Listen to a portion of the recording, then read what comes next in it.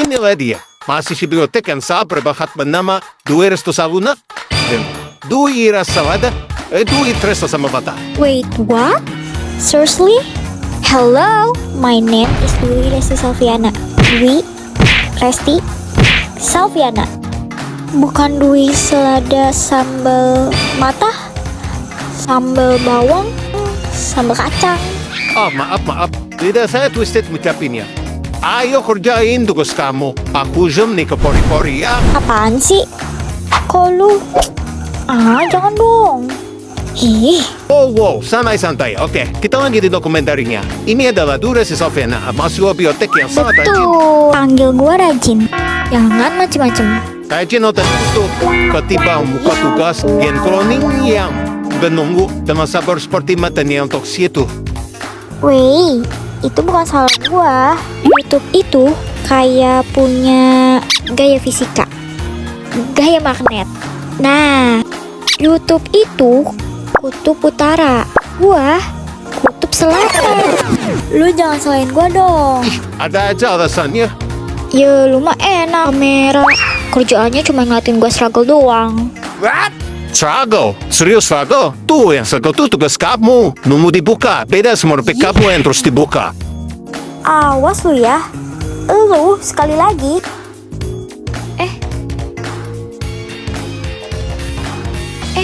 Ini kenapa ya? Lu ngomel terus sih. Aku tuh gak ngomel. Aku cuma ingetin kalau cloning gen itu nggak bisa ikuti pakai telepati. Ih, bisa diem gak? Kayak aku diam. Tapi bentar. Bentar. Ini apaan ya? Kok kayak portal gitu? Portal? Dementai. Bukan. Ini loh, aku nunjukin ini. Nah, tuh. Kayak bentar.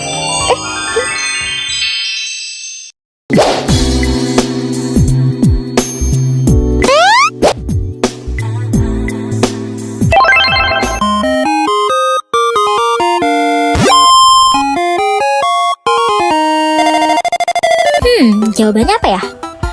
Pasti bukan manusia. Pasti bukan kucing. Dragon?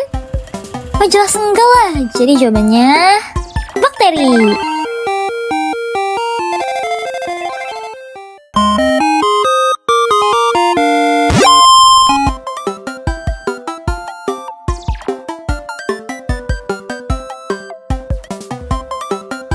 Belum review materi lagi.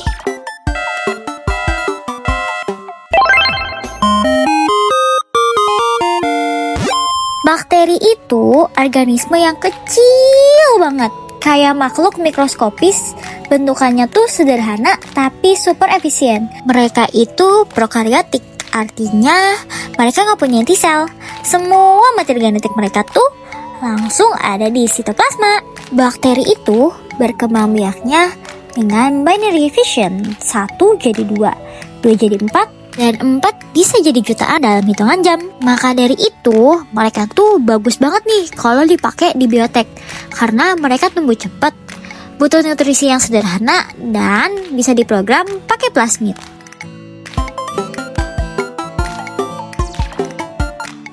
Kita mulai dari barisan paling luar dulu yuk. Bakteri itu punya dinding sel yang super khas, terbuat dari peptidoglikan, campuran gula NAG dan NAM, plus jembatan peptida. Dinding sel ini kayak armor. Fungsinya itu buat jaga bentuk bakteri, jaga tekanan osmotik, lindungi dari lisis, dan jadi ciri utama bakteri gram positif dan negatif. Gram positif itu dinding selnya tebal, banyak peptidoglikan, warnanya ungu saat pewarnaan, lebih tahan kondisi osmotik. Contohnya itu ada Bacillus sama Staphylococcus. Kalau gram negatif, dindingnya tipis, ada outer membrane dengan LPS, lebih tahan antibiotik, contohnya E. coli sama Salmonella. Bedanya penting banget nih, soalnya gram negatif biasanya lebih susah ditaklukkan oleh obat. Setelah dinding sel, ada membran plasma. Ini tuh kayak center control sel bakteri. Fungsinya kontrol masuk keluar ion dan nutrisi, tempat terjadinya respirasi sel. Soalnya bakteri kan nggak punya mitokondria. Terus ini tuh jadi lokasi pembentukan ATP dan sebagai lokasi protein transporter. Beberapa bakteri punya kapsul, yaitu lapisan tebal dari polisakarida. Fungsinya tuh Yang pertama, proteksi dari fagositosis. Yang kedua, bikin bakteri licin dan susah ditangkap sel imun. Dan yang ketiga, bikin mereka jago bikin biofilm. For the next is villi and fimbriae. Itu tuh kayak tangan-tangan kecil buat nempel. Fimbriae buat melekat, villi buat transfer plasmid saat konjungsi. Flagella ini mesin motor bakteri, mereka jalan dengan memutar. Cytoplasm, bagian dalam bakteri itu kayak sup penuh enzim, ion, dan metabolit. Di sitoplasma terjadi glikosis, biosintesis protein, reaksi metabolisme, tempat ribosom bekerja. 7. Nukleoid, DNA utama. Hologram DNA sirkular membesar dan berputar. Itu pusat datanya. Di bakteri itu unik karena nggak punya nukleus. Pakai HU protein, transkripsi dan translasi bisa terjadi bersamaan. Nah, sebab inilah kenapa bakteri bisa bikin protein super cepat. Mereka tuh literally ngoding dan ngompilasi di waktu yang sama. Plasmid, ini tuh kayak USB flash disknya dunia biologi gitu. Kita masukin gen, bakteri jalanin kode, protein jadi deh. Ribosom, ini tuh printernya protein. Jadi tinggal dicetak-cetak doang sama dia mah. Bakteri yang tumbuh itu kayak punya cheat code gitu. Dari satu sel bisa jadi jutaan. Satu, DNA sirkular diduplikasi. Yang kedua, sel kan memanjang. Nah, yang ketiga, DNA ditarik ke dua sisi. Yang keempat, dinding sel terbentuk di tengah. Dan yang kelima, pup, jadi deh dua sel baru yang identik. Kurva pertumbuhan bakteri. Lag phase, ini tuh sel baru adaptasi. Selanjutnya ada log phase. Ini tuh kayak eksponensial, pertumbuhannya cepat, metabolisme maksimal, dan produksi protein kemudian paling tinggi. Selanjutnya ada stationary phase, nutrisi habis, laju kerja stabil, dan toksitnya mulai numpuk. For the last phase, selnya mati massal, energi tinggal sisa-sisa. Cellular respiration, proses metabolisme energi selalu dimulai dengan glikolisis. Di tahap ini, satu molekul glukosa akan dipecah menjadi dua molekul pyruvate. Glikolisis menghasilkan energi cepat berupa 2 ATP dan 2 NADH dan berlangsung di sitoplasma. Setelah glikolisis menghasilkan pyruvate, sel harus memilih jalur berdasarkan kondisi lingkungannya, apakah ada oksigen atau tidak. Jika oksigen tidak tersedia, pyruvate akan masuk ke jalur fermentasi. Tujuan fermentasi adalah untuk mengoksidasi kembali NADH menjadi NAD+, supaya glikolisis bisa terus berjalan meskipun dalam kondisi tanpa oksigen. Ada dua tipe fermentasi utama. Yang pertama, fermentasi asam laktat, yaitu pyruvate diubah menjadi laktak asid, terjadi pada bakteri asam laktat dan sel otot manusia saat kekurangan oksigen. Yang kedua, ada fermentasi alkohol, yaitu pyruvate diubah menjadi etanol dan CO2. Contohnya itu terjadi pada ragi atau yeast. Fermentasi hanya menghasilkan total 2 ATP dari glikolisis, karena tidak ada proses lanjutan seperti Krebs cycle atau ETC. Jika oksigen tersedia, maka pyruvate masuk ke jalur respirasi aerobik. Pertama, pyruvate diubah menjadi asetil-CoA, lalu masuk ke Krebs cycle. Dalam Krebs cycle, asetil-CoA akan dipecah sepenuhnya menjadi CO2.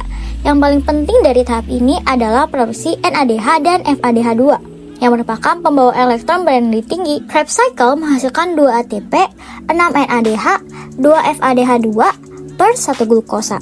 For the last, electron transport chain atau ETC, semua NADH dan FADH2 kemudian digunakan di electron transport chain.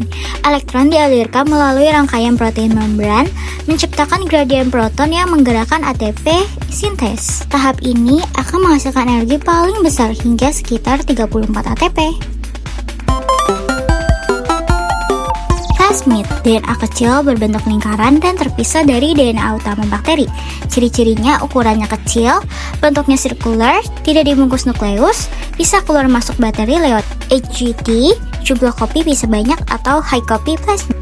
Karena plasmid itu alat survival, banyak plasmid bawaan bakteri ngatur hal-hal penting seperti yang pertama resistensi antibiotik, kedua kemampuan bikin toksin, ketiga enzim untuk metabolisme tertentu, keempat kemampuan menempel ke sel lain, dan kelima adalah sifat virulensi. Yang bikin plasmid amazing adalah dia bisa replikasi sendiri tanpa ikut DNA utama.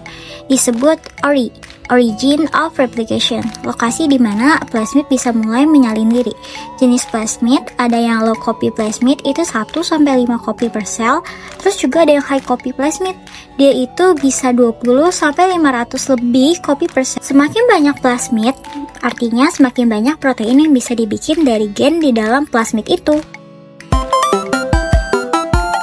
Cloning gen itu proses mengambil satu gen tertentu, menggandakannya, lalu memasukkannya ke organisme lain, biasanya bakteri, supaya organisme itu mampu memproduksi protein dari gen tersebut. Kita tuh butuh banyak protein tertentu kayak insulin, hormon, enzim, dan lainnya. Kalau cuma ambil dari hewan atau manusia, itu mahal, lama, sulit, dan tidak efisien. Langkah cloning gen. Yang pertama, ambil gen target bisa melalui PCR atau gen sintesis. Yang kedua, buka plasmid. Yang ketiga, masukin gen jadi plasmid rekombinan. Yang keempat, masukkan plasmid ke bakteri atau transformasi. Yang kelima, bakteri akan membelah dengan cepat. Yang keenam, bakteri mengekspresikan gen baru. Dan yang terakhir, protein hasil gen siap dipanen.